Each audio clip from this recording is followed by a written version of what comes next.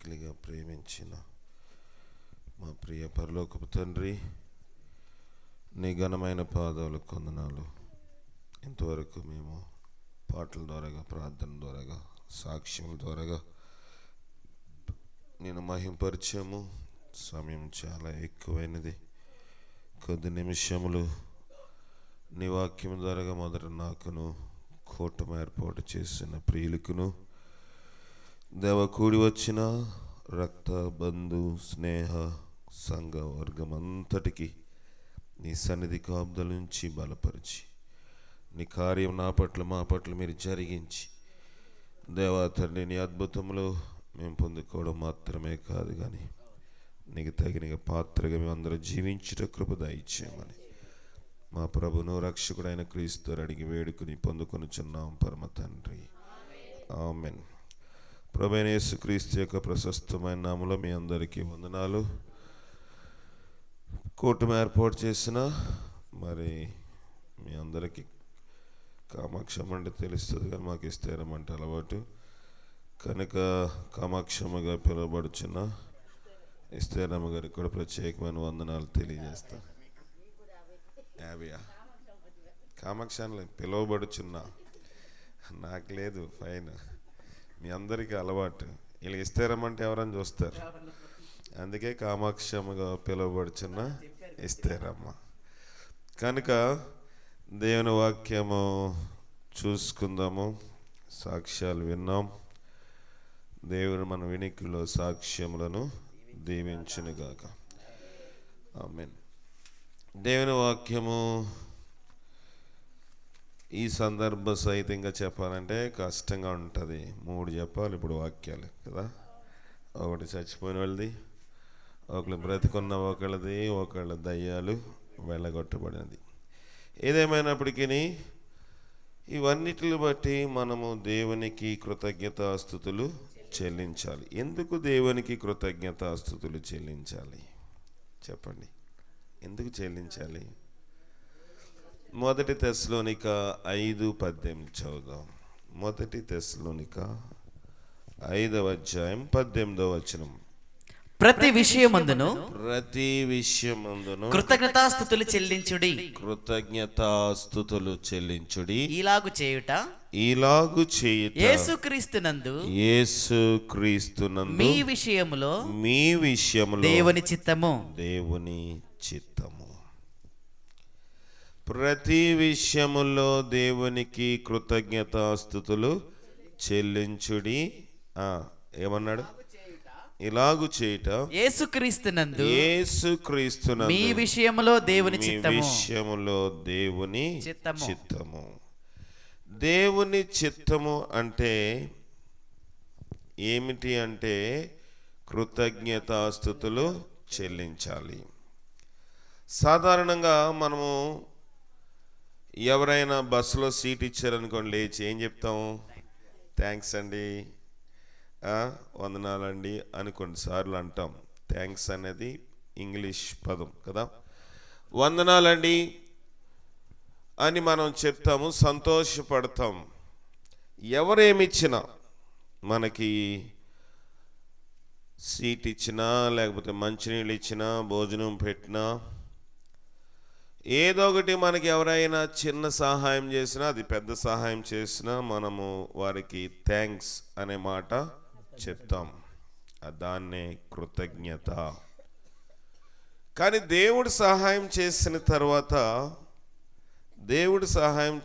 తర్వాత ఆయనకి మనము కృతజ్ఞత చెప్పగలమా?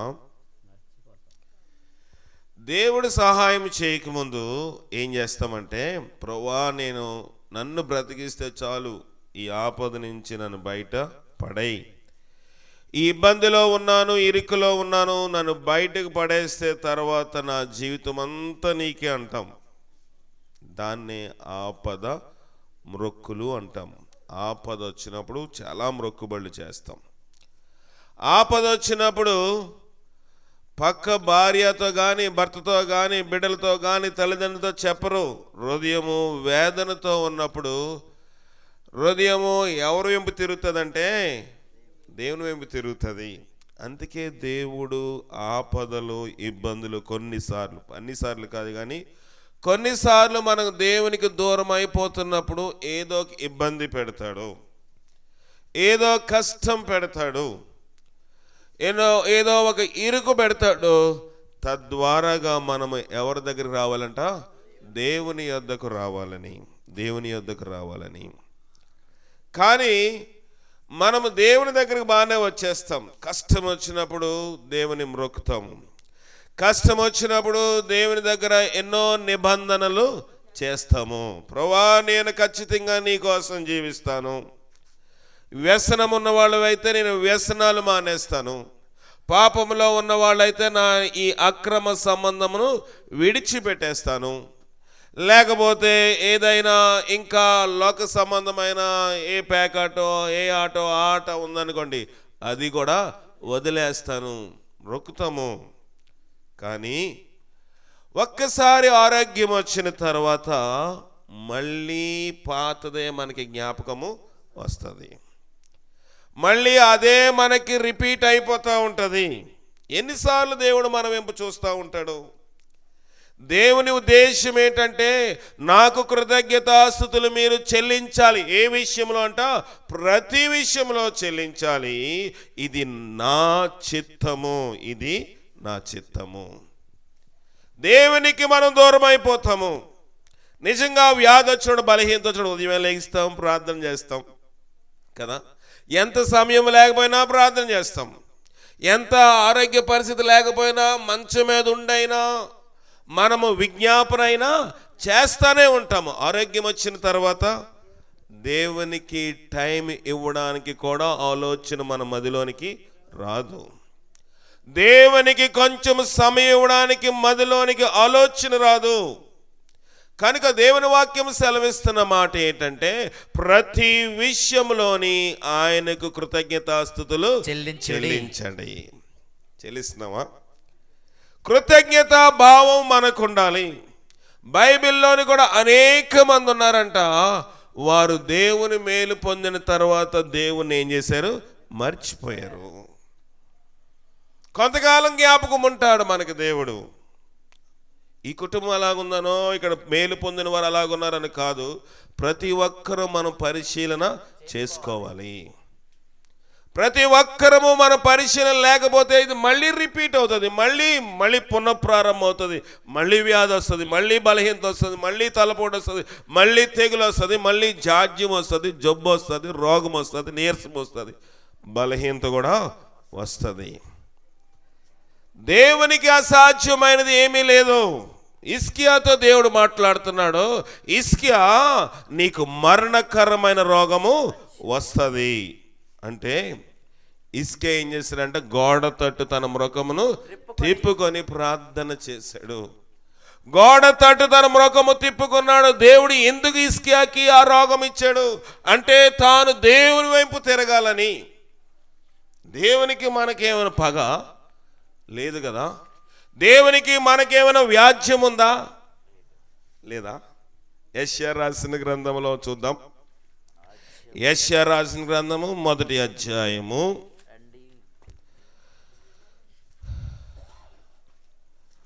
1వ అధ్యాయంలోని 18వ వచనము. యెహోవా ఈ మాట సెలవిచ్చుచున్నాడు, రండి మన వివాదము తీర్చుకొందుము. మీ పాపములు రక్తము వలె ఎర్రనవైనను, అవి హిమము వలె తెల్లబడును. కెంపు వలె ఎర్రనవైనను, అవి గొర్రెబొచ్చు వలె తెల్లవగును. మనకి దేవునికి ఏముందంట? వివాదం అంటే గొడవ ఉంది, కలహం ఉంది, వ్యాజ్యం ఉంది, తీర్చుకోవాలి. మనకేదైనా గొడవ ఉందనుకోండి, ఎక్కడికి వెళ్తాము? పంచాయతీలో పెడతాము, పోలీస్ స్టేషన్లో పెడతాము. అది మించిపోతే ఎక్కడికి వెళ్ళిపోతుంది? కోర్టులోనికి వెళ్ళిపోద్ది. కోర్టులో న్యాయాధిపతుల దగ్గర, కోర్టులో జడ్జి దగ్గర అటుపక్క ఒక ప్లేడర్, ఇటుపక్క ఒక ప్లేడర్ ఉండి ఏం చేస్తారు? వాదోపవాదాలు చేసిన తర్వాత ఎవరో ఒకరికి న్యాయము జరుగుతుంది. ప్రభు అంటున్నాడు, రండి మన వివాదము తీర్చుకుందాము. నీకు నాకు మధ్య వివాదం ఉండిపోయింది. వివాదం ఉండిపోవడం వల్ల ఏమవుతుందంట? వివాదం ఉండిపోవడం వల్ల ఏమవుతుందంట, మొదటి అధ్యాయంలోనే 5వ వచనము, మైక్లో చదువమ్మ. నిత్యము తిరుగుబాటు చేయొచ్చు, మీరు ఎలా ఇంకను కట్టుబడుదురు. ప్రతివాడు నడినెత్తిని వ్యాధి కలిగి ఉన్నాడు, ప్రతివాడి గుండె బలహీనమైపోయిందంట. సరిపోతుంది. నిత్యము తిరుగుబాటు. మనం అనుకుంటాము మన వ్యాధి ఎక్కువ షుగర్ తాగి తినేయడం వల్ల, లేకపోతే మనం ఎక్కువ మాంసాహారం తినేయడం వల్ల, లేకపోతే జలుబులో ఉండడం వల్ల, మంచులో ఉండడం వల్ల, వర్షానికి నానడం వల్ల, ఎక్కువ పని చేయడం వల్ల, ఎక్కువ మాట్లాడడం వల్ల మనం అనుకుంటున్నాము. కానీ దేవుడు ప్రవక్త అయిన యెషయా ద్వారా చెప్తున్న మాట ఏంటంటే, నిత్యము తిరుగుబాటు చేస్తే మీరు ఇంకా ఏమవుతారంట, కట్టబడతారు. దేవుడు కొడితే లోకంలో ఏ డాక్టర్ నయము చేయలేడు. చాలాసార్లు మనం అనుకుంటాము మనకి వైద్యులు తెలియచ్చు, మనకి నాటు వైద్యం తెలియచ్చు, మనకి అది తెలియచ్చు, ఇది తెలియచ్చు. దైవజనులు కూడా మనకు పరిచయము ఉండవచ్చు. పునాదులు పాడైపోగా నీతిమంతులు ఏమీ చేయలేరు. నిత్యము తిరుగుబాటు చేయొచ్చు, మీరు ఎలా ఇంకా ఏమవుతున్నారట, కట్టబడుతున్నారు. మీరు ఎలా ఇంకను కట్టబడుతున్నారు. ప్రతి వాని గుండె ఏమైపోయిందంట, బలహీనమైపోయింది. ప్రతి వాడు నడినెత్తి ఏముందంట, వ్యాధి ఉంది. ఎక్కడెక్కడ ఉందంట వ్యాధి? అరకాలు మొదలుకొని నడినెత్తి వరకు కొంచెమైనను లేదు. ఎవరో ఒకరు చదవండి. స్వస్థత కొంచెమైనను లేదు. స్వస్థత కొంచెమైనను లేదు. కొంచెము కూడా స్వస్థత లేనంత తిరుగుబాటు మనం చేస్తామంట. అన్ని సందర్భంలో అలా ఉంటుందని నేను చెప్పను, కానీ మనకి తెలుసు. నాకేదైనా చిన్న కాళ్ళకి ఏదైనా చిన్న రాయి తగిలితే నా జ్ఞాపకం వస్తుంది, నేను ఈ తలంపులో ఉన్నాను. లేకపోతే ఇక్కడ పొరపాటు చేశాను, ఇక్కడ కొంచెం ఎక్కువ మాట్లాడాను, చిన్న రాయి తగిలినా నాకు వెంటనే దేవుడు అంటాడు, ఈ విషయము నువ్వు సరి చేసుకోవాలి. ఎందుకంటే దేవుని వాక్యం సెలవిస్తున్న మాట ఏముంది? 91వ కీర్తన గ్రంథము 91వ అధ్యాయంలో మంచి మాట ఉంటుంది, చూద్దాము. 11వ వచనము, నీ మార్గములన్నిటిలో నిన్ను కాపాడుటకు ఆయన నిన్ను గూర్చి తన దూతలకు ఆజ్ఞాపిస్తాడంట. నీ పాదములకు ఎవరు? సీసీ రోడ్ వేస్తుందా గవర్నమెంట్? సీసీ రోడ్ వేస్తే మనకు దెబ్బ తగలదని ఏమైనా గ్యారంటీ ఉందా? లేదు. సీసీ రోడ్డు మీద మంచి గొప్పులు లేకపోతే లోయలు గొయ్యలు ఉన్న రోడ్లో కాకుండా స్ట్రేట్ రోడ్లు వెళ్తే ఎవరైనా చనిపోరని గ్యారంటీ ఉందా? ఇటీవల మనం విన్నాం కదా, యాక్సిడెంట్ అయ్యింది కదా. మంచి హైవేలో ఒక గొప్పు ఏమైనా ఉందా? అక్కడ లేదు. అకస్మాత్తుగా ఒక బండి దాని కిందకి వెళ్ళిపోవడం వల్ల అందులో సగానికి పైగా మంది సజీవంగా ఏమైపోయారు? కాలిపోయారు. దేవుడు మరణము తప్పించిన ప్రభువైన యెహోవా వశము నీ మార్గములన్నిటిలో నిన్ను కాపాడుటకు ఆయన నిన్ను గూర్చి తన దూతలకు. వాళ్ళు ఏం చేస్తున్నారంట? చూస్తున్నారు, అలాగా చేతులు కట్టుకుని చూస్తున్నారు. ఏం చేస్తున్నారంట చదవండి. నీ పాదములకు రాయి తగులు వారు నిన్ను తమ చేతుల మీద ఎత్తి పట్టుకొందురు. రాయి కూడా తగలనివ్వడండి దేవుడు. రాయి కూడా తగలనివ్వడు. మనం ఎప్పుడైనా పరిశీలన చేసుకోవాలి. నాకు బలహీనత వచ్చింది. నా ఇంట్లోని 3 నెలల క్రితము భయంకరమైన యాక్సిడెంట్ జరిగినప్పుడు మేమందరం కూర్చుని పరిశీలన చేసుకోవడం ప్రారంభించాం. హాస్పిటల్లో ఉండి డాక్టర్ ఎప్పుడు వైద్యం చేస్తాడో దాని గురించి కలత లేదు. ప్రభా, ఈ బాధ ఎందుకు మాకు రావాలి? ఈ వ్యాధి ఎందుకు రావాలి? ఈ అపాయం ఎందుకు రావాలి? రాత్రి విన్నాము కదా, ఒకవేళ మీరు మత్తు వలనను, తిండి వలనను, ఐక విచారం వలనను మీ హృదయం మందమవటం వలన ఏంటంట, ఉగ్రత, ఉరి వచ్చినట్లు, ఏంటంట అకస్మాత్తుగా ఉరి వచ్చినట్లు మీ మీదకి దేవుని ఉగ్రత వస్తుంది. అనుకోని గడియల్లోని మనకి ఏదైనా సంభవించినప్పుడు మొదట మనం అయ్యో అని బాధపడడం మానేసి ఇస్కియా వలె గోడ తట్టు మన హృదయమును మన మనసును తిప్పుకోవాలి. దేవునికి ప్రార్థన చేయాలి. నేనేదో పరిశుద్ధుడిని, నేనేదో ప్రార్థనాపరుణ్ణి, నా వల్ల దేవుని కార్యం చేస్తాడని నేను చెప్పను. నేను కూడా లోకంలో ఒక మానవుని మాత్రమే, కానీ దేవుడు తన సాధనముగా వాడుకుంటున్నాడు. నేను ఆయన తరపున మీ మధ్య నిలబడుతున్నాను. ఈ ప్రసంగం పీఠం విధులు పెడితే నేను కూడా మీకులాంటి వాడినా? అవును. కానీ నిత్యము నా ప్రవక్తను కాపాడకపోతే, ఆదివారం వాక్యం ఉన్నాం కదా, సైతాన్ అంటాడు నేను యేసుని ఎరుగుదును, పౌలును కూడా ఎరుగుదును, నీవెవడవురా? దయ్యం కోసం ప్రార్థన చేసినప్పుడు 3 దయ్యాలు ఉన్నాయి. ఒక దయ్యం ఎదిరిస్తుంది, ఒక దయ్యం అంటుంది నువ్వు నా దగ్గర రావద్దు బాబు, నన్ను వస్తే కాల్ చేస్తావు అంటుంది. మొండి దయ్యం ఉంది అందులో ఒక దయ్యము. 3 రకమైన దయ్యాలు 3 రకాలుగా మాట్లాడుతూ ఉన్నాయి. మాట్లాడుతూ ఉన్నప్పుడు నేను అన్నాను, నేను పాస్టర్ గారు కుమారుడు ముగ్గురు డ్రైవింగ్లో ఉన్నాము, ట్రాఫిక్లో ఉన్నాము, ఫోన్ చేశారు. నేను డ్రైవింగ్లో ఉన్నానని చెప్పగలనా? చెప్పలేను. స్పీకర్ ఆన్ చేసి మాట్లాడుతున్నాం, వెనకాల పాస్టర్ గారు మాట్లాడుతున్నారు, నేను యాండ్రూ పక్కన సీట్ పక్కనే కూర్చుని ఉన్నాడు. ప్రార్థన చేస్తున్నప్పుడు నాకు అనిపిస్తూ ఉంది అక్కడ తాడు ఉందని. పాస్టర్ గారు అన్నారు తాడు ఖచ్చితంగా ఉందండి, అడగండి అన్నారు వెనకాతల నుంచి. అప్పుడు అడగగానే అమ్మా తాడు ఉందంటే ఇస్తేనా మంది ఏమీ లేదండి అన్నది. అందుకు ఆవిడ తెలియదు కాబట్టి. దయ్యం అంటుంది కాలుకుంది. దయ్యం ఏం చెప్తుంది? ఖచ్చితంగా దయ్యము కూడా సత్యము పలుకుతుంది, దయ్యం కాలుదారున్నట్టు. అప్పుడు చూసి వాళ్ళు ఏం చేశారు, గబగబా దాన్ని కోసివేసి తీసివేశారు. దయ్యము కూడా తెలుసు నీ భక్తి ఎంతో, నా భక్తి ఎంతో, నీ ప్రార్థన ఎంతో, నా ప్రార్థన ఎంతో, నీ రహస్య జీవితం ఎలాగుందో, నా రహస్య జీవితం ఎలాగుందో సైతానికి కూడా బాగా తెలుసు. ఆయన తన దూతలను పంపించితే వాళ్ళు నిన్ను తమ చేతుల మీద ఎత్తి పట్టుకుందరు. ప్రతి వాడి నడినెత్తిన వ్యాధి కలిగి ఉన్నాడు, ప్రతి వాని గుండె బలహీనం అయిపోయింది, అరికాల మొదలుకొని నడినెత్తి వరకు స్వస్థత కొంచెమైనను లేదు. ఎక్కడ చూసిన గాయములు, దెబ్బలు, పచ్చి పుండులు, అవి పిండబడలేదు, కట్టబడలేదు, తైలముతో మెత్తన చేయబడలేదు. గాయములు చేసాడండి ఎవరు? సైతానుడు. ఎందుకంటే ఏముందంట, మన పాపములు ఎలాగున్నాయంట, రక్తము వలె ఎర్రవగాను. చదవండి మళ్ళీ ఒకసారి 18వ వచనము. రండి మన వివాదము తీర్చుకుందాము, మన పాపములు రక్తము వలె ఎర్రనివైనను, నీ పాపములు రక్తం వలె ఎర్రనివైనను, అవి హిమము వలె తెల్లబడును, హిమము వలె తెల్లబడును, కెంపు వలె ఎర్రనివైనను, అవి గొర్రెబొచ్చు వలె తెల్లగవును, గొర్రెబొచ్చు వలె తెల్లగా అవుతాయి.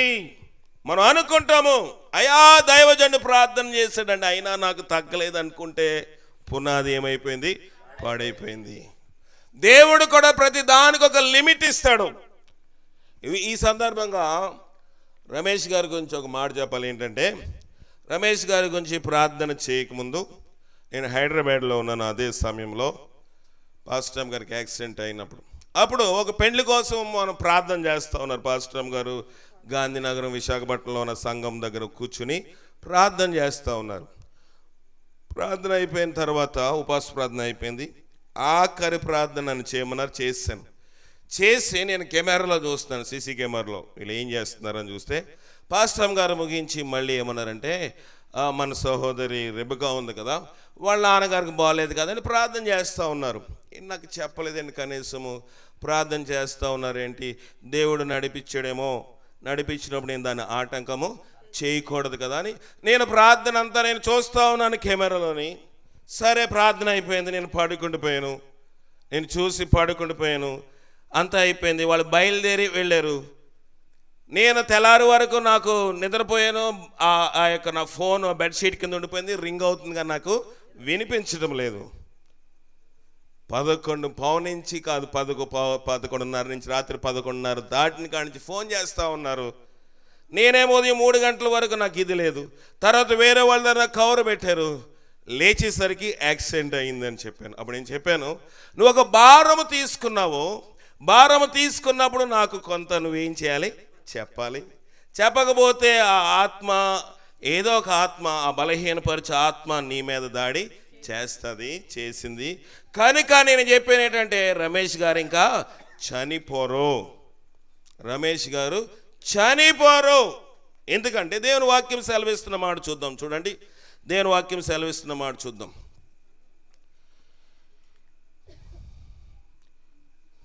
యాకోబు 5:16. యాకోబు 5:16. మీ పాపములను మీ ఒకనితో పాపములు ఒకనితో ఒకడు ఒప్పుకొనుడి, మీరు స్వస్థత పొందినట్లు, మీరు స్వస్థత పొందినట్లు ఒకని కొరకు ఒకడు ప్రార్థన చేయుడి, ఒకని కొరకు ఒకరు ప్రార్థన చేయుడి. నీతిమంతుని విజ్ఞాపన, నీతిమంతుని విజ్ఞాపన మనఃపూర్వకమైనదై, మనఃపూర్వకమైనదై, బలము గలదై ఉండును. బలము గలదుగా ఉంటది. నీతిమంతుని ప్రార్థన, నీతిమంతుని ప్రార్థన ఎలాగుంటుందంట? మనసు పూర్తిగా ప్రార్థన చేస్తాము. డబ్బులు తీసుకుని ప్రార్థన కాదండి. స్వస్థత తీసుకున్నప్పుడు మీరు గమనించలేదు, ఎప్పుడు కానుక తీసుకోను, స్వస్థత జరగదు. ఇది ఏది స్వస్థ అనేది హాస్పిటల్ ఫీజు కాదు. 500 కడితే ఇంత వైద్యము, ఇంత కడితే ఈ స్కానింగ్, ఇంత కడితే ఎక్స్రే. దేవుడు దీన్ని రోకలు వ్యాపారం చేసే స్థలము కాదు ఇది. దేవుడు అన్నాడు, మీకు ఉచితంగా నేను ఇచ్చాను, మీరు ఉచితంగా ఇవ్వండి. నేనేమన్నా ఈ స్వస్థత కోసం ఏమన్నా తర్బీదు పొందాలా?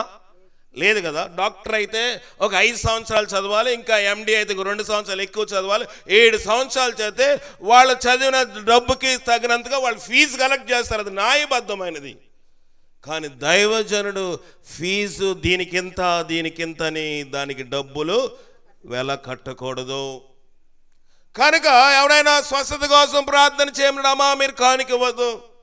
ఇది మీకు దేవుడు స్వస్థత పొందిన తర్వాత మీకు దేవుడు ఎంత ప్రేరేపిస్తే మీరు ఏది ఇవ్వగలిగితే అది దేవునికి మీరు ఇవ్వండి. అది ప్రార్థన యొక్క సారాంశం. నీతిమంతుని ప్రార్థన ఎలాగుంటదంట? మనఃపూర్వకం గలదై, బలము గలదై ఉంటది, బహుబలముగా ఉంటది. ప్రార్థన జరుగుతుంది. సరే, మాకు ప్రార్థన చేస్తే మీకు ఇది ఒకటి పెట్టాను అనుకోవచ్చు కదా. మీరు మాకు ప్రార్థన చేస్తే మీరేంటంటే ఇబ్బంది పడ్డము. ఒక రక్తస్రావం గల స్త్రీ ఉందంట. ఎన్ని సంవత్సరాల నుంచి? 12 సంవత్సరాల రక్తస్రావం గల స్త్రీ ఉంటే ఆమె ఏమనుకుందంటే, ప్రభు దగ్గరికి వెళ్ళి నాకు రక్తస్రావము, నాకు లోపల నాకు కడుపులోని నా యూట్రస్, నా గర్భసంచి పాడైపోయింది అని అందరి ముందు చెప్పుకునే అవకాశం ఆమెకి లేదు. ఏమనుకుందంటే, నేను ఆయన వస్త్రపు చెంగు మాత్రము ముట్టినా చాలు, నేనేమవుతాను?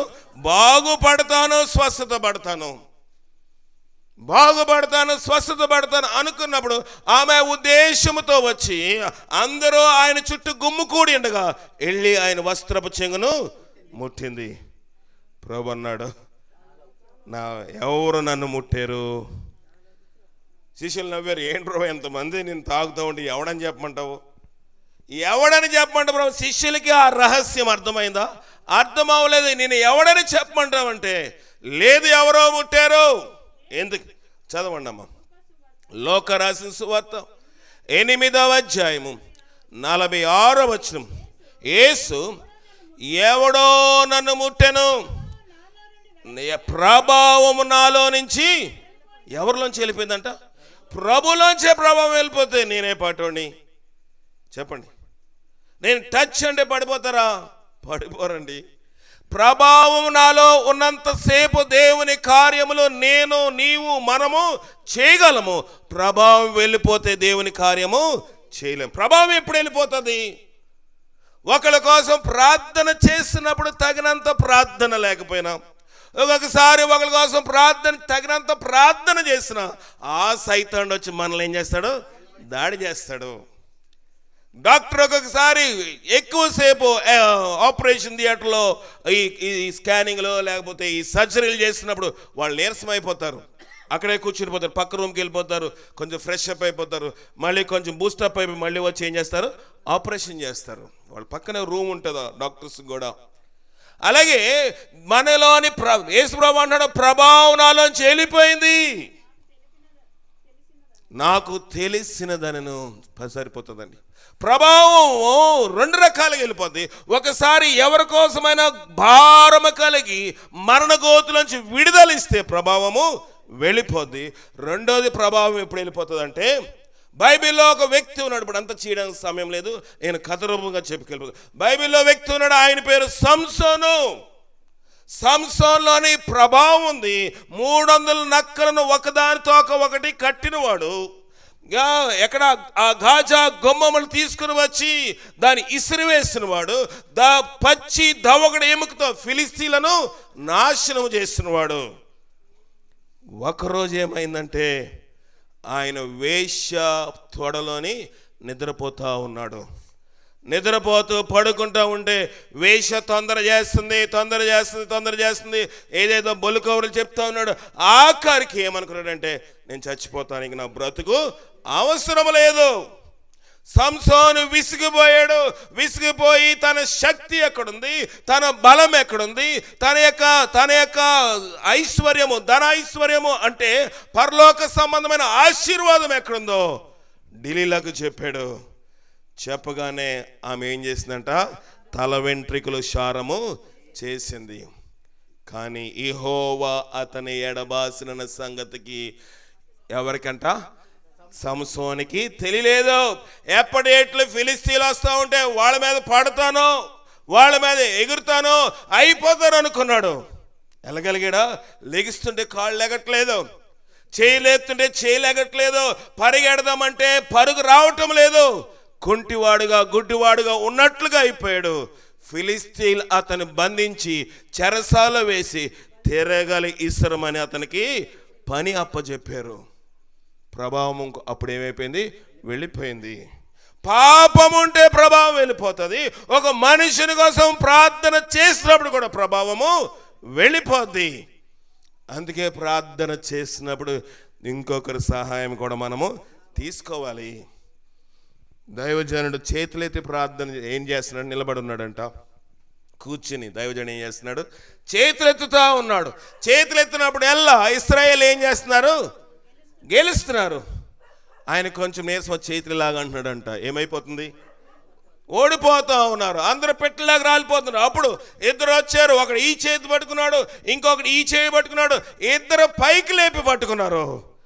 ఇశ్రాయేలు యుద్ధంలో ఏం చేశారు, జయం చూసి జయకేతను ఎగరేశారు.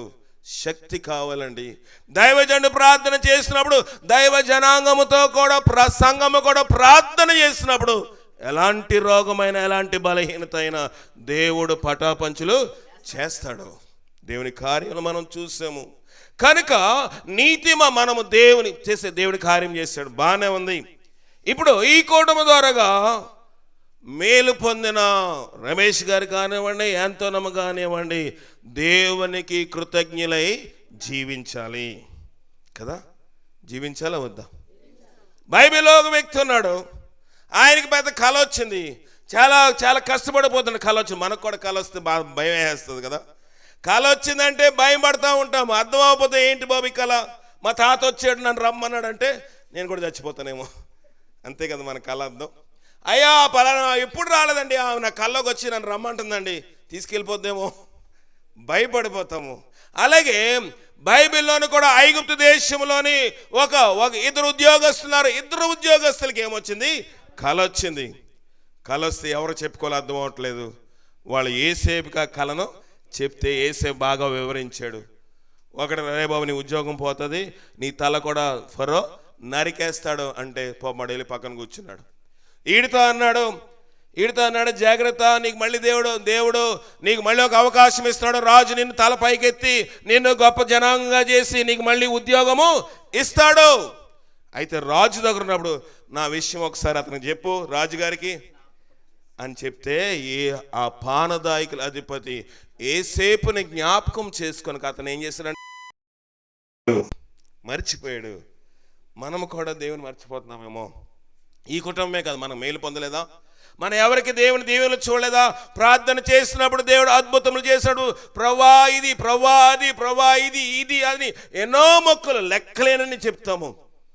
కానీ దేవుడు స్వస్థత ఇచ్చిన తర్వాత దేవుని మేలుని ఏం చేస్తాము, మర్చిపోతాము. అలా మర్చిపోయేవారుగా మనము ఉండకూడదు. దేవునికి కృతజ్ఞతాస్తుతులు మనం ఏం చేయాలంట, చెల్లించాలి. ఇంకొక 2-3 మాటలు చూసి ముగించేద్దాము.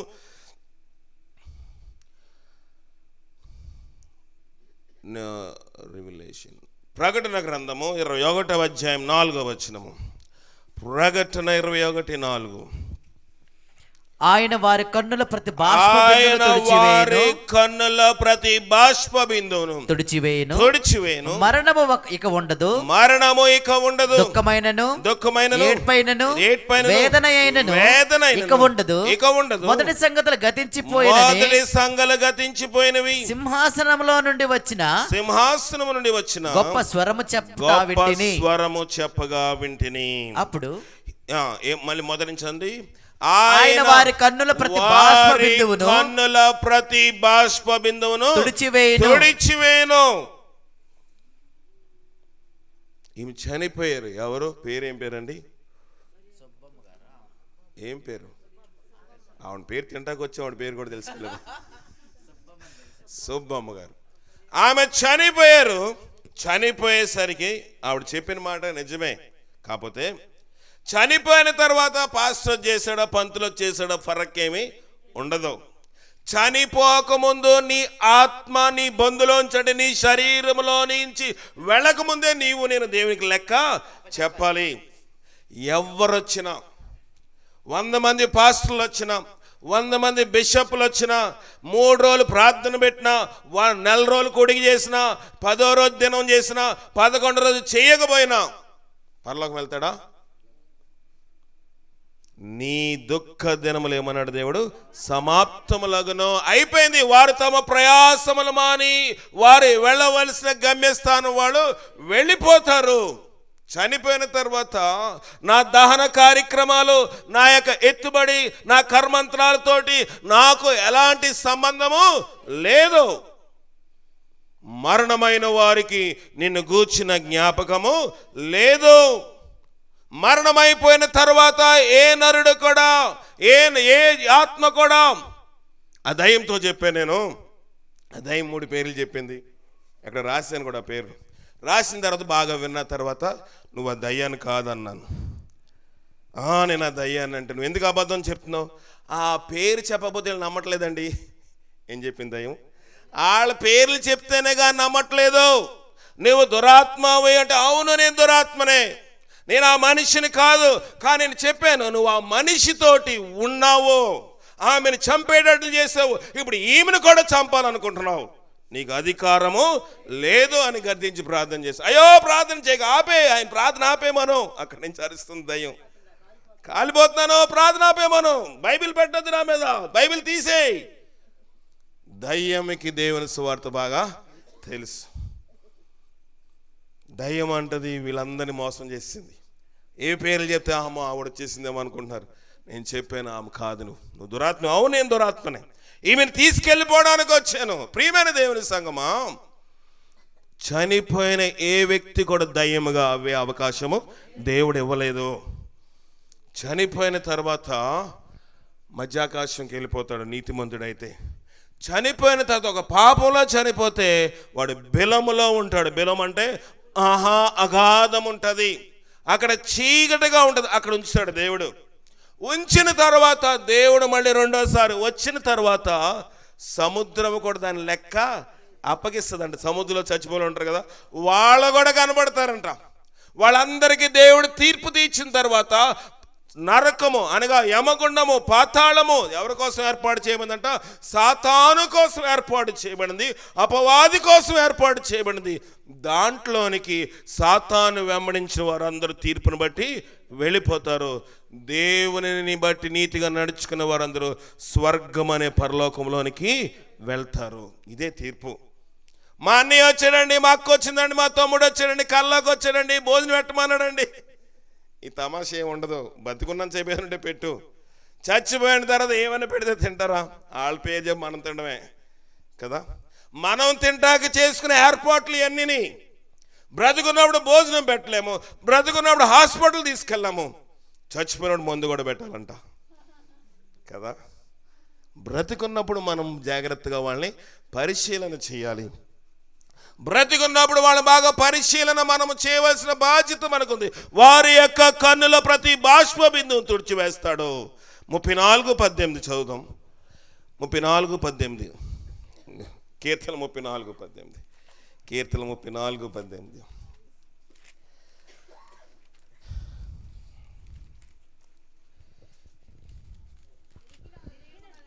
విరిగిన హృదయము గలవారిని యెహోవా ఆసన్నుడు.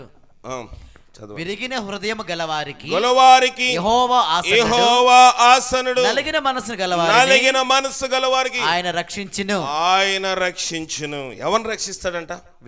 విరిగిన మనసు గలవారిని, నలిగిన వారిని. మనం చేస్తామా? విరిగి నలిగి ప్రార్థన చేయగలమా? ఎవరైనా అలా ప్రార్థన చేస్తారనుకోండి, ఎగతాళి చేస్తాం. అమ్మో పెద్ద కార్చెళ్ళండి, కన్నీరు పెద్ద ఏడ్చిందిలేండి, చీమిడి తీసిందండి అని ఎగతాళి చేస్తాం. మనకు రాక కదా, మనకు కన్నీరు రాలేదు కనుక కన్నీరు వచ్చేవాళ్ళని మనకు ఎలాగుంటారంట, ఎగతాళి చేస్తాం. నశించు వారికి సిలువను కూర్చున్న వార్త వెర్రితనంగా ఉంటది. నీ కన్నీరు రాకపోతే దేవుని అడుగు, లేదా కొంచెం కారం వేసుకో. దేవుడు ఏమన్నాడు? మళ్ళీ ఒకసారి చదవండి. విరిగిన హృదయము గలవారికి యెహోవా ఆసన్నుడు. దగ్గరికి వస్తాడు, సమీపంగా వచ్చి కూర్చుంటాడు. నలిగిన గలవారికి, మనసు గలవారిని ఆయన రక్షిస్తాడు. డాక్టర్ ఒకడు వైద్యం చేస్తే సరిపోదు, రోగి కూడా ఏం వేసుకోవాలి? మందులు వేసుకోవాలి. మనం ప్రార్థన చేస్తే కాదు, రోగికి కూడా ఏముండాలి? అయ్యా దేవా నన్ను రక్షించు ప్రభా, నేను పాపిని ప్రభా, నేను అక్రమస్తుని ప్రభా, నేను అన్యాయస్తునని మనం ప్రార్థన చేసుకోవాలి. దేవా నువ్వు విరిగి నలిగిన మనస్సును ఎన్నడూ అలక్ష్యము చేయవు. 1 తెస్సలోనిక 4:13-14 వచనాలు. 1 తెస్సలోనిక 4వ అధ్యాయము. సహోదరులారా నిరీక్షణ లేని ఇతరుల వలె మీరు దుఃఖపడకుండా నిమిత్తము నిద్రించిన వారిని గూర్చి మీకు తెలియకుండుట మాకు ఇష్టము లేదు. యేసు మృతి పొంది తిరిగి లేచినని మనము నమ్మిన ఎడల అదే ప్రకారము యేసునందు నిద్రించిన వారిని దేవుడు ఆయనతో కూడా వెంటబెట్టుకుని వచ్చును. కనుక ఏం చేయదన్నాడు? నిద్రించుచున్న వారి గురించి మీకు తెలియకుండా మాకు ఇష్టము లేదు. ఆయన వెంట పెట్టుకొస్తాడు. మనం పిలిస్తే రాడు, దినానికి రాడు, కాకిలేక రాడు, కుక్కలేక వచ్చి భోజనం చేయడు. మీరు అందరూ అనుకుంటారు ఏదైనా దినం 2-3 కాకులు వచ్చాయంటే మా ఆయన వచ్చాడు, మా ఆవిడ వచ్చింది, మా అత్తగారు వచ్చింది అనుకుని భోజనం పెట్టారు. కానీ కాకులు ఇంకెక్కువ పెరిగిపోతాయి. దేవుని వాక్యం సెలవిస్తున్న మాట ఏంటంటే ఆయన వెంట పెట్టుకుని వస్తాడంట. మనం కాదండి తీసుకొచ్చేది. దినానికి ఆయనకు మనకే గుర్తుండదు డైట్ కదా. ఇప్పుడు ఈ ఇస్తారాం గారు ఏమో 8 సంవత్సరాలు నన్ను అడుగుతున్నారు కదా, గుర్తుంటుందా మనకి? 1 సంవత్సరం 2 సంవత్సరాలు జ్ఞాపకం ఉంటుంది. డేట్ జ్ఞాపకం ఉంది. సంవత్సరాలు అయ్యేటప్పటికి మనం ఏమైపోతాం? మనిషిని మర్చిపోతాం. అది దేవుడు పెట్టాడు. మర్చిపోకపోతే దుఃఖము, మనకి ఆగలేదు అనుకోండి, భోజనం కూడా వండుకుని మనము తినలేము. కనుక కొన్ని దినాలు దుఃఖం ఉంటుంది. 1 నెల, 2 నెలలు, 3 నెలలు, సంవత్సరం మహా అయితే. తర్వాత క్రమేపీ మర్చిపోతాము. ఇది దినమది ఆవిడ చనిపోయాడు. మీరు అందరూ ఏడ్చుంటారా? ఏడ్చలేరా? ఇప్పుడు నవ్వుతున్నారు ఏంటి మరి? దుఃఖం లేదనా? కాదు, దేవుడు ఏం చేస్తాడు? మరిపిస్తాడు. ఇప్పుడు మనం అందరం నవ్వుతున్నాము. మంచి బిర్యానీ వండాలి, మా కోళ్ళు సాయం చేయదు, మా అల్లుడు సాయం చేయడు అనుకుని, మా కూతురు సాయం చేయదు అనుకుని క్యాటరింగ్ తీసుకొచ్చింది ఎవరు? అవునా? మనసులో మాట చెప్పేస్తున్నానా? దేవుని వాక్యం అన్నది కనుక మనం ఇప్పుడు బాగా పెట్టాలి, అందరూ సంతోషంగా వెళ్ళాలి. ఆ రోజు ఎవరైనా భోజనాలు పెడతారు? మనకి చనిపోయిన రోజు ఎవరైనా భోజనాలు పెట్టుంటారా? పెట్టరు. మనం పెడితే తినుంటారు, టీ ఇస్తే తాగుంటారు, లేదా కొంచెం చీవుడు తీసి పక్కన వేస్తూ ఉంటారు. అంతే మనం చేసేది. ఇక్కడ దేవుడి వాక్యం ఏం సెలవిస్తుందంటే నిద్రించుచున్న వానిని గూర్చి మీకు తెలియకుండా మాకు ఇష్టము లేదు. యేసు మృతి పొంది తిరిగి లేచినని మనము నమ్మిన ఎడల అదే ప్రకారము యేసు నిద్రించిన వారిని దేవుడు ఆయనతో కూడా వెంట పెట్టుకుని దేవుడు వస్తాడంట. చనిపోయిన వాడు పరలోకం వెళ్తే దేవుడు వాడిని ఏం చేస్తాడంట? వెంట పెట్టుకుని వస్తాడు. అంటే ఎక్కడున్నారు వాళ్ళు? దేవుని దగ్గర ఉన్నారు, మనుషుల దగ్గర లేరు. దేవుని దగ్గర ఉన్నారు కనుక దేవుడు వెంట పెట్టుకుని వస్తాడు. మనం పెట్టే కప్పు కాఫీకో, మనం పెట్టే బిర్యానీకో, మనం పెట్టే భోజనం అట్టిపండుకో, అక్కడ అగరబత్తులుగా ఆయన వచ్చి అక్కడ కూర్చోడు. ఆయన వెంట పెట్టుకుని వస్తేనే వాళ్ళు వస్తారు, లేకపోతే వాళ్ళకి ఉనికి లోకములో లేదు. వారి జ్ఞాపకార్థము మనము ఈ హెచ్చరిక కూటము జరిపించుకుంటున్నాము. మనము ఆయన నమ్మాలి. యెషయా గ్రంథము 41:10 కూడా చదువుదాము. యెషయా 41:10. బూదిగంతముల నుండి నేను పట్టుకొని దాని కొనల నుండి పిలుచుకున్న వాడా, నీవు నా దాసుడవనియు నేను నిన్ను 41:10 41:10 చదవండి. నీవు నా దాసుడవనియు. ఇంగ్లీష్ బైబిల్ వేరే ఉందా? చదవండి. నేను ఉపేక్షింపక ఏర్పరచుకుంటున్నాను. నేను నీతో చెప్పి ఉన్నాను. నీకు తోడై ఉన్నాను. భయపడకుము. నేను నీ దేవుడనై ఉన్నాను. దిగులు పడకుము. నేను నిన్ను బలపరుతును. సరిపోతుందండి. నీవు ఏమంటున్నాడు దేవుడు? భయపడకము, నేను నీ దేవుడినై ఉన్నాను. యెహోవా తమకు దేవుడు గల జనులు ధన్యులు అని వాక్యం సెలవిస్తా ఉంది. భయపడకు. అత్త వెళ్ళిపోవచ్చు, కోడలు వెళ్ళిపోవచ్చు, అల్లుడు వెళ్ళిపోవచ్చు, కొడుకు వెళ్ళిపోవచ్చు, తల్లిదండ్రులు వెళ్ళిపోవచ్చు, బిడ్డలు కూడా వెళ్ళిపోవచ్చు. నేను నీ దేవుడినై ఉన్నాను. దేవుడున్నాడు గనుక మన మధ్య దేవుని కార్యములు జరుగుతున్నాయి. దేవుడు లేకపోతే దేవుని కార్యాలు మనం జరగవు. కనుక దేవుడు అంటున్న మాట ఏంటంటే, చనిపోయిన వాని గురించి ఏడవద్దు. వెళ్ళిపోవచ్చున్న వాని గురించి ఏడవండి. వాని గురించి రోదనము చేయండి. వాడు ఇకను రాడు, తన జన్మస్థలము చూడడు. చనిపోయిన వాని గురించి ఇర్మియా రాసిన గ్రంథంలో ఉంటుంది. ఆ మాట చూద్దాము. ఆఖరిగా చూసి ముగిందాము.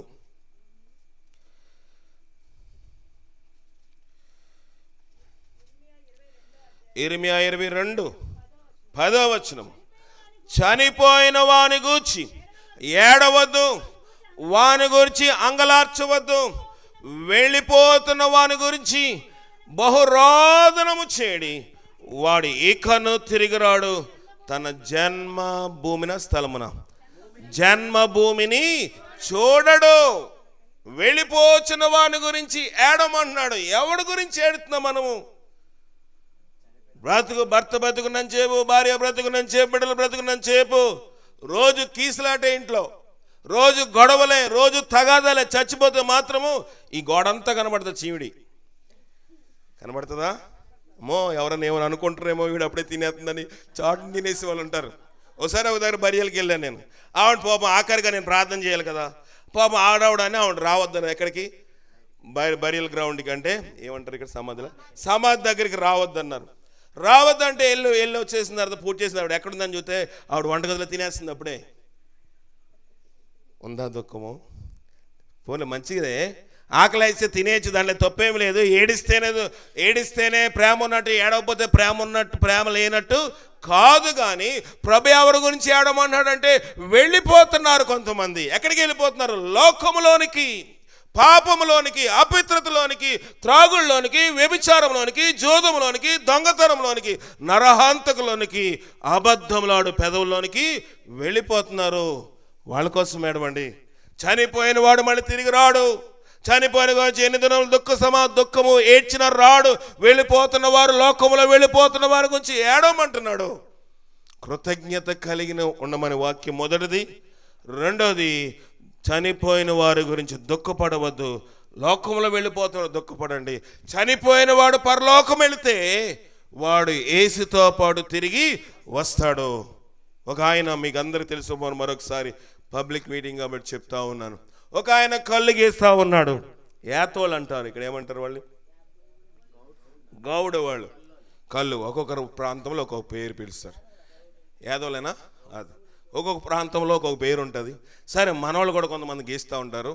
అయితే కళ్ళు గీస్తూ ఉన్నాడు. గీసే సమయంలో వాళ్ళ ఏకాగ్రత అంత ఎక్కడుంటుంది? ఆ మొవ్వు మీద ఉంటుంది. అక్కడ మధ్యలో ఉన్న ఆ పువ్వు మీద, దాని మీద ఉంటుంది. దాన్ని గీస్తూ ఉన్నాడు. గీసే సమయంలోనే అతను చూసుకోలేదు, అక్కడ ఒక విష సర్పము ఒక మఠం వేసుకుని కూర్చుంది. చూసుకోలేదు. గీస్తూ ఉంటుంది. దాని చేయి తగిలిందో, ఇతని కత్తి తగిలిందో, అమాంతంగా అది గట్టిగా అతని బొట్టన వేలు పట్టుకుని కరిసేసింది. విషం వెళ్ళిపోతుంది, చూస్తూ ఉన్నాడు. దాన్ని విదిలించుకొని కిందకు వచ్చే లోపల ఇతను ఏమైపోతాడు, చనిపోతాడు. లాగుదామంటే అది రావటం లేదు. చెయ్య బొటన వేలాల చెట్టుకు పెట్టి దాన్ని ఒక కత్తితోటి, ఆ కళ్ళు గీసే కత్తితోటి నరికేశాడు. పాము ఆ వేలు కింద పడిపోయింది. త్వరగా కిందకి దిగాడు, రక్తం ఆపుకొని ఇంటికి వెళ్ళాడు. నాటు వైద్యం, పసరా అది వేసుకొని గుడ్డ చుట్టుకొని కొన్ని దినాలు అయిపోయింది, వారం 10 రోజులు అయిపోయింది. పుండు కూడా దాదాపుగా మానిపోతూ ఉంది. ఒకరోజు మధ్యాహ్నం ఎక్కడో కళ్ళు గీసి వచ్చాడు. అలసటగా ఉంది, ఉదయం బహిర్భూమికి వెళ్ళలేదు కనుక మధ్యాహ్నము చెంబులో నీళ్ళు తీసుకుని బాటిల్లో వాటర్ పట్టుకుని అటుపక్కే బహిర్భూమికి వెళ్ళి ఆలోచన చేస్తూ ఉన్నాడు. చాలాసార్లు మనకు ఆలోచనలు బాతుల్లో వస్తాయి, నాకు కూడా అక్కడే వస్తాయి కదా. అప్పుడు ప్రశాంతంగా ఉంటుంది వాతావరణం, ఎవరు మనతో మాట్లాడరు కదా. కనుక అక్కడికి ఆయనకు ఆలోచన వస్తుంది, నేను కొన్ని దినాల ముందు నా బొటన వేలు ఏం చేశాను, ఇక్కడ నరికేశాను కదా, ఇదే చెట్టు కదా, ఈ ప్రాంతమే కదా అని తన కాలకృత్యాలు తీర్చుకుని శుభ్రం చేసుకుని అలాగే వెళ్తూ ఆ తొప్పులో నెతుకుతూ ఉన్నాడు. ఎక్కడో ఒక ప్రక్కన కనబడింది, దాదాపుగా అది ఒళ్ళిపోతూ ఉంది, ఎండిపోయినట్లుగా ఉంది. తీసుకున్నాడు, ఇది నా వేలు కదా, ఇది 10 దినాల ముందు ఇది నా వేలు, నా బొటన వేలు, దీని ఉండే నా చెయ్యి అంత అందంగా ఉంది, ఇప్పుడు మొండంగా ఉంది, నా యొక్క అందం పోయిందే, నా వేలని తిప్పి అని అనుకుని తన చేతుకున్న కట్టు తీసి ఆ వేలు తీసుకుని వచ్చి తగిలించుకున్నాడు. విషము నిమిషాల్లో ఎక్కిపోయింది, నుగరకక్కి అక్కడే చనిపోయాడు. పాపానికి మళ్ళీ తిరిగి మనము వెళ్ళకూడదు. ఒకసారి వద్దనుకున్నాము, ఒకసారి ఇది అపిత్రత అనుకున్నాము, ఒకసారి ఇది ఉంటే నష్టపోతాం అనుకున్నాము, ఒకసారి ఇది ఉంటే బ్రతకమనుకున్నాము. బ్రతికిన తర్వాత, దేవుడు మేలు చేసిన తర్వాత, దేవుడు అద్భుతం చేసిన తర్వాత మళ్ళీ తీసుకొచ్చి తగిలించుకుంటామా? అప్పుడు ఇంకెవరు తప్పించలేరండి. ప్రియమైన దేవుని సంగమా, నువ్వే అపిత్రతలో ఉన్నావో, నీ ఏ అపరిశుద్ధతలో ఉన్నావో, నీ ఏ అక్రమంలో ఉన్నావో, నువ్వు కాదనుకున్నావు, మళ్ళీ ఏం చేయాలనుకుంటున్నావు? జుర్రుకుంటావు. ఎవడ తప్పు చేయట్లేదు లోకంలో, ఎవడ పాపం చేయట్లేదు, ఎవడ నీతిమంతుడు అని అనుకుంటున్నావు. సైతాన్ని భ్రమింప చేస్తుంది, అది నీకే నష్టము. నేను ఒకవేళ నేను విధులు పెట్టిన పాపాన్ని మళ్ళీ నేను తగిలించుకుంటే అది నాకు నష్టము. ఈ రాత్రి కూటమి ద్వారా దేవుడు నిన్ను నన్ను అందరూ హెచ్చరించేది ఏంటంటే, విడిచిపెట్టిన దానికి దగ్గర తిరిగి మళ్ళీ వెళ్ళొద్దు. అలా వెళ్లకుండా ఉండినట్లుగా పరిశుద్ధాత్మ శక్తి మనకు సహాయం చేసి కాపాడుగా. ప్రార్థన చేసుకుందాం. జయమంగళ దేవాన్ని ఘనమైన పాదాలు కొందరు ప్రార్థన చేయండి. అందరూ ప్రార్థించండి. 2 నిమిషాలు అందరూ ప్రార్థించండి, ముగించారు.